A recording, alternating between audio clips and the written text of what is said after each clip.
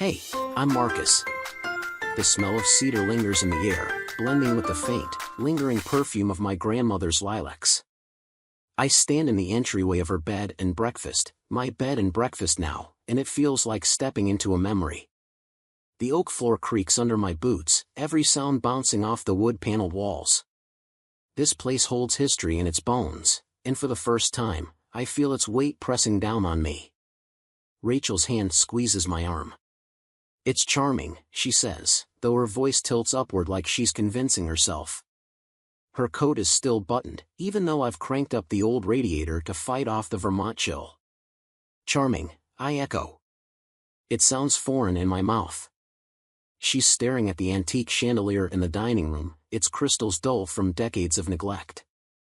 It doesn't sparkle, it broods, like the rest of the house. I can already hear what her parents would say about this place. Dilapidated. A burden. Not worth the trouble. Rachel glances at me, and I catch the slight crinkle in her brow. "You don't have to do this alone," she starts, her voice soft, calculated. "My parents could help." There it is. I knew it was coming the moment I told her about the will. Help? I set my bag on the floor with more force than necessary. "You mean manage it, right?" Her lips twitch, but she doesn't argue. Instead, she steps closer, the hardwood groaning beneath her heels. "They know what they're doing, Marcus. You're not a hospitality guy. My dad's run businesses his whole life. My mom could help with the books." My grandmother's handwriting flashes in my mind, the slanted cursive on her will where she left this place to me. Not us. Me. She wouldn't have trusted Rachel's parents within a mile of it. I shake my head. This isn't some corporate venture. It's my family's home. Exactly. Rachel's voice sharpens, and she plants herself in front of me. "Your grandmother wouldn't want you to drown trying to save it. Think about the wedding, Marcus. Do you really want to juggle all this on top of planning our future?" The words hit me harder than they should, but I stay quiet. Her parents aren't subtle. They've hated me since day one. Not because I've done anything wrong, but because I'm not Eric Worthington, Rachel's old classmate, the one her mother invited to brunch when she knew I couldn't make it. I still remember the way Rachel laughed it off when I called her out on it. "They were being friendly," she'd said. "Friendly my ass." "I'll figure it out," I say finally, more to end the conversation than to reassure her. Rachel sighs, her frustration visible in the way her shoulders rise and fall. "Marcus, this is bigger than you. If you'd just—" "I said I'll figure it out," I snap, cutting her off. My voice echoes through the empty hallway, louder than I intended. Rachel's eyes narrow, and she takes a deliberate step back. The silence stretches between us like a taut wire. Finally, she turns toward the window, her arms crossed tight over her chest. Outside, the snow clings to the bare branches of the old maple tree, its limbs clawing at the gray sky. "This isn't just about you," she says without looking at me. Her tone has shifted, calmer, but colder. "We're supposed to be a team." I stare at her reflection in the glass, unsure how to respond. The truth is, I don't know if we've ever been a team. Rachel comes from a world of ski resorts and country clubs, her parents dripping in silk and polished smiles. I'm a guy who spent his summers mowing lawns and fixing fences. I loved my grandmother, and I stayed when no one else would. That's why she chose me, not because I was the best option, but because I was the only one who cared. I walk past Rachel to the dining room, running my fingers along the dust-covered table. The wood feels solid, grounding, like it's holding up the house and me along with it. "She left this place to me for a reason," I say quietly. "I'm not handing it over to your parents." Rachel turns, her face unreadable. "You're being stubborn." "Maybe," I admit, keeping my eyes on the table. "But I won't let them turn it into something it's not." Her silence speaks louder than any argument. The air between us is heavy, charged with all the things neither of us will say. I want to tell her about the nights I sat by my grandmother's bed, holding her hand as she faded. How she whispered stories about the guests who stayed here, how this house was her heart. But I don't. Because Rachel wouldn't understand, not really. Instead, I grab my bag and head for the stairs. I need to get started, I say over my shoulder. I stand on the porch, hammer in hand, staring at the warped railing. The wood splintered, weathered from years of brutal Vermont winters. I told myself I'd start here, fix the railing first. But it's been 30 minutes, and all I've done is glare at it like it's personally responsible for my problems. Rachel's words echo in my head. You're being stubborn. She said it with that clipped tone she uses when she's trying to stay calm, trying not to lose her temper. I wanted to argue, to throw something back at her, but I didn't. I couldn't. Because deep down, I wondered if she was right. The porch creaks under heavy boots, and I glance up to see Ed walking toward me. Ed's been here as long as this house, an old family friend with a beard like a snowdrift and hands tough as the land itself. He pulls a flask from his jacket, offers it to me without a word. I take a sip, the whiskey burning all the way down. She'd have hated this mess, Ed says, nodding toward the peeling paint on the shutters. His voice is rough, like gravel underfoot, but there's warmth in it too. She left me with a lot more than peeling paint, I reply, handing the flask back. Ed chuckles, low and steady. Ain't that the truth? You talking about Rachel or the place?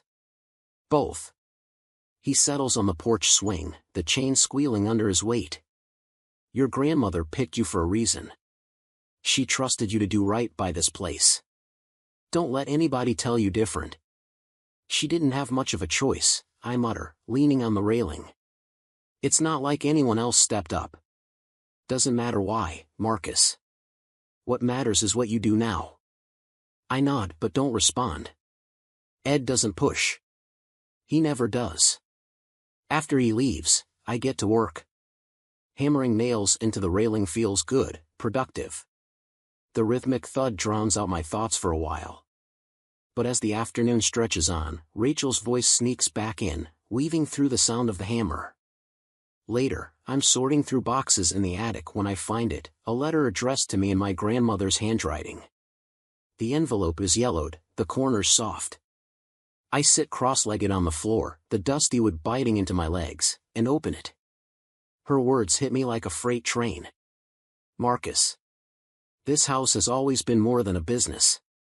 It's a legacy, a place where people come to rest, to heal. You've seen that. You've lived it. That's why I chose you. I trust you to protect it, to keep its heart intact. Don't let anyone take that from you. Love always. Grandma.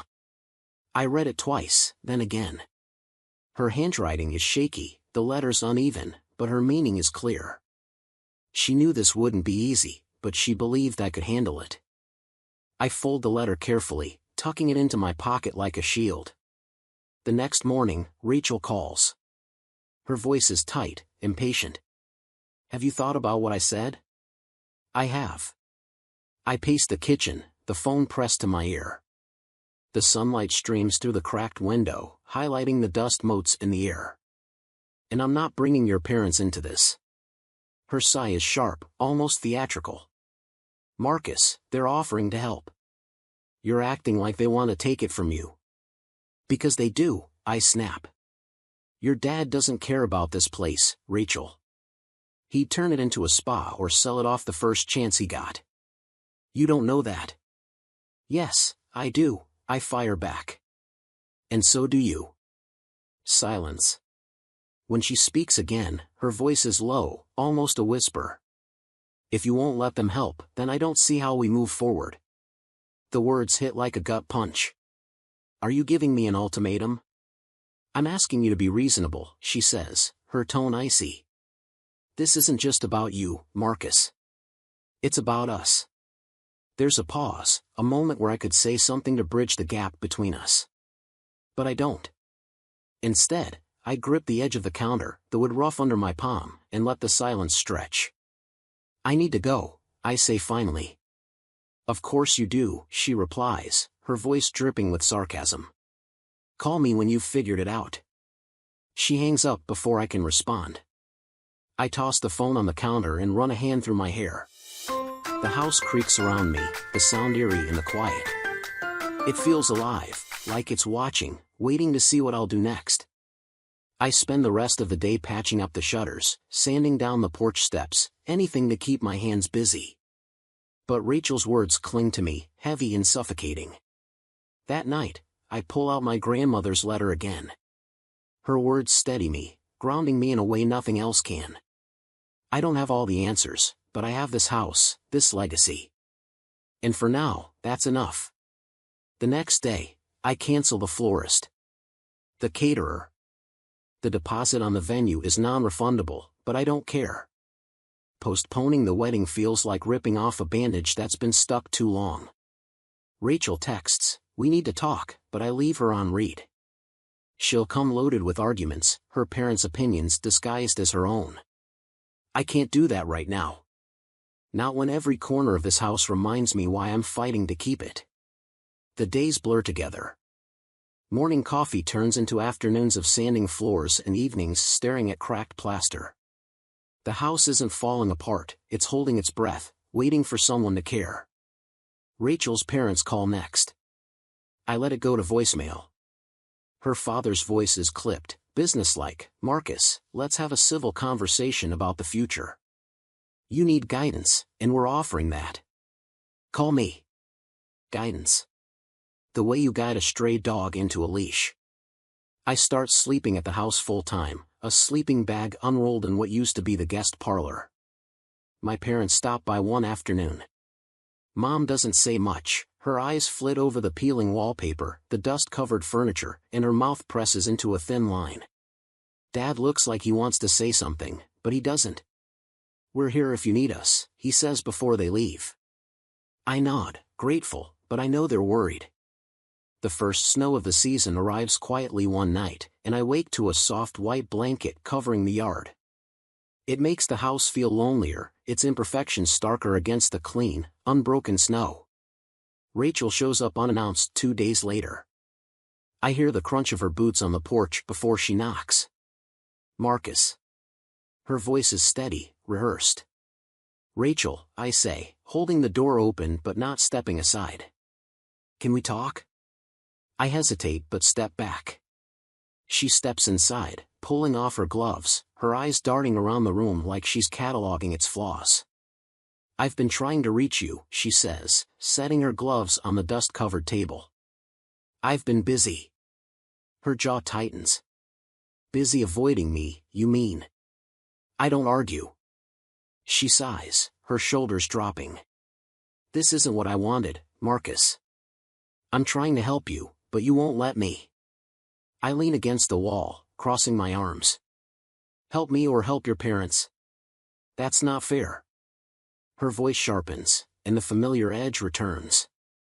"They're offering you a way out, and you're throwing it in their faces."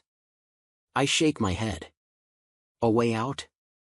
This isn't a trap, Rachel. It's my life." "You're being selfish." The word hits harder than it should.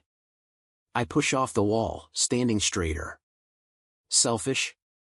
For wanting to honor what my grandmother left me? For not wanting your parents to take over everything?" She doesn't answer right away. Instead, she presses her fingers to her temples like she's fighting a headache. "You're making this impossible." "I'm making this impossible?" I laugh, the sound bitter. "You're the one who can't handle me not bending over for your parents." Her face hardens, her eyes narrowing. "Maybe they were right about you." The silence that follows is colder than the snow outside. She grabs her gloves from the table and shoves them into her pocket. "Call me when you grow up," she snaps before slamming the door behind her. The house feels heavier after she leaves. I stand in the middle of the room, her words still ringing in my ears. That night, I sign up for an online course in hospitality management. I don't know what I'm doing, but I'll figure it out. The next morning, Rachel's father calls again. This time, I pick up. "You've made things difficult," he says without preamble. "This isn't your business." "It could be," he replies smoothly. "You need help, Marcus." This place is a liability. Let us take it off your hands before you dig yourself into a deeper hole. No, I say, cutting him off. There's a pause, a heavy silence filled with his disapproval. You're making a mistake, he says finally. Maybe, I reply, hanging up before he can say more. I step outside, the cold biting at my skin, and stare at the snow-covered yard. The house looms behind me, its silhouette strong against the gray sky. For the first time in weeks, I feel steady. This is my fight, and I'm not letting anyone else decide how it ends. The cold bites harder now. Vermont winters don't mess around, and the wind seems to find every crack in the old house, slipping through like it owns the place. I spend mornings caulking windows and sealing drafts, my hands stiff and raw by noon. The to-do list grows faster than I can cross things off, but the work keeps me moving. Keeps me sane. I've started walking into town more.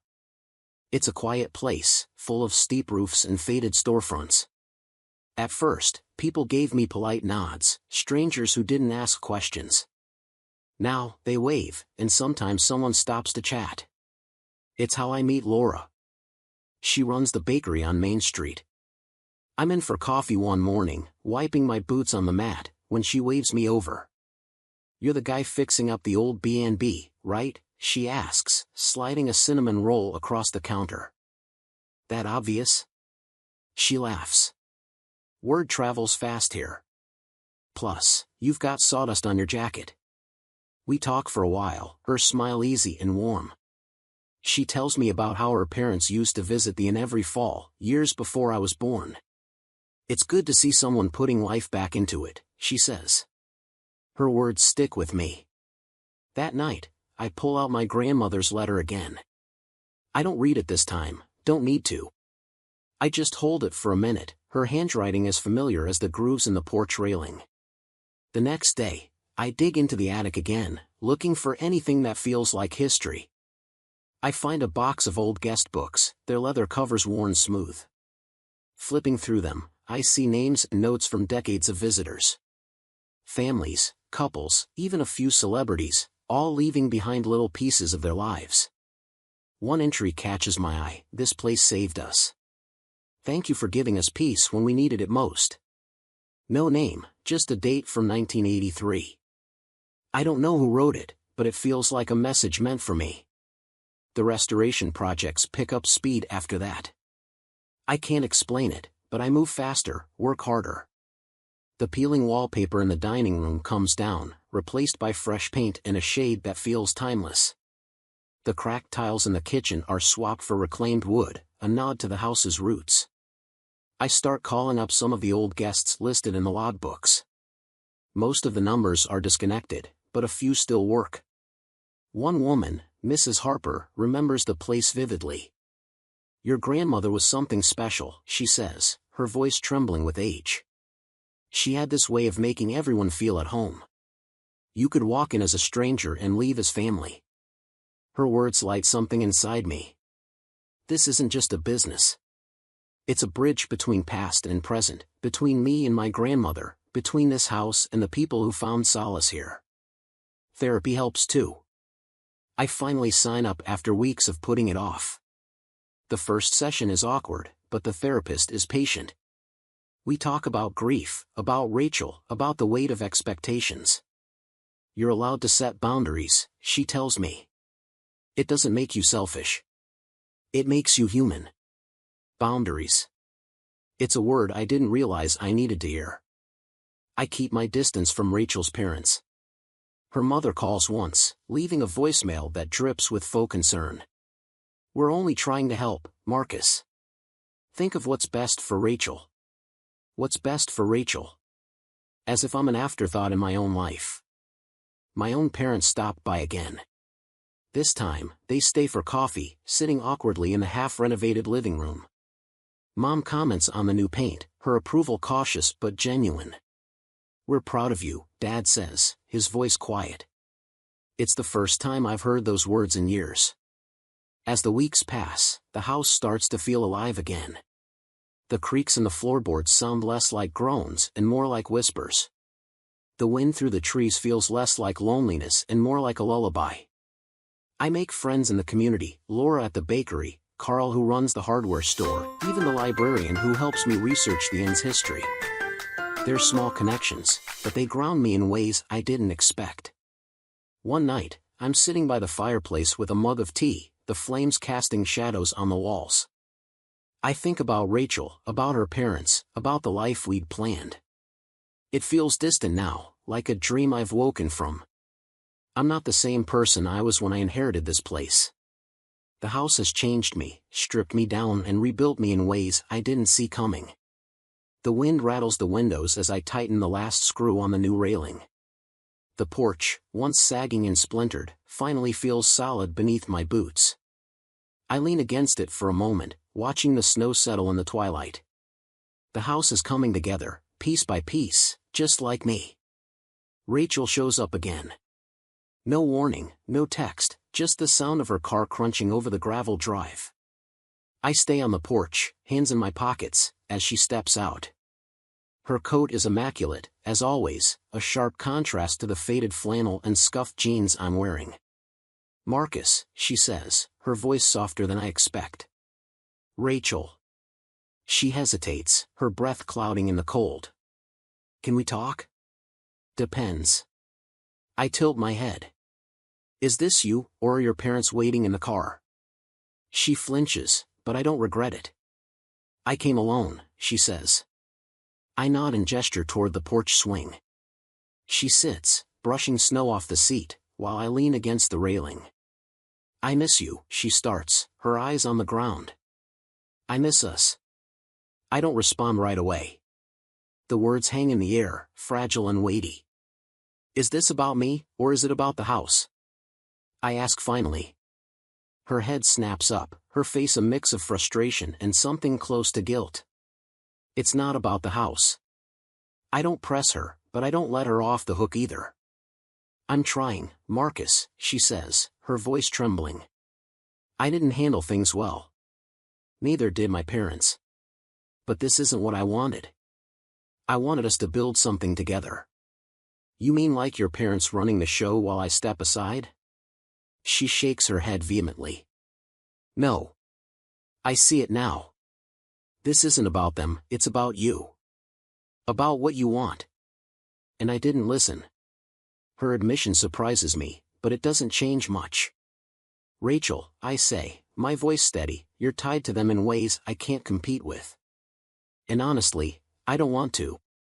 This place, it's more than a house. It's a part of me now, and I'm not handing it over. Not to them, not to anyone." She swallows hard, her breath catching. "So that's it? You're choosing the house over me?" "No," I say, my tone soft but firm. "I'm choosing me." The silence stretches, heavy but not unbearable. She stands slowly, brushing snow off her coat, her movements deliberate. "I hope you're happy here," she says, her voice tight. "I think I will be," I reply. She nods, her expression unreadable, and walks back to her car. I watch until her taillights disappear down the road. Inside, the house feels different. Not emptier, lighter. I sit by the fireplace, the warmth seeping into my bones, and think about what's next.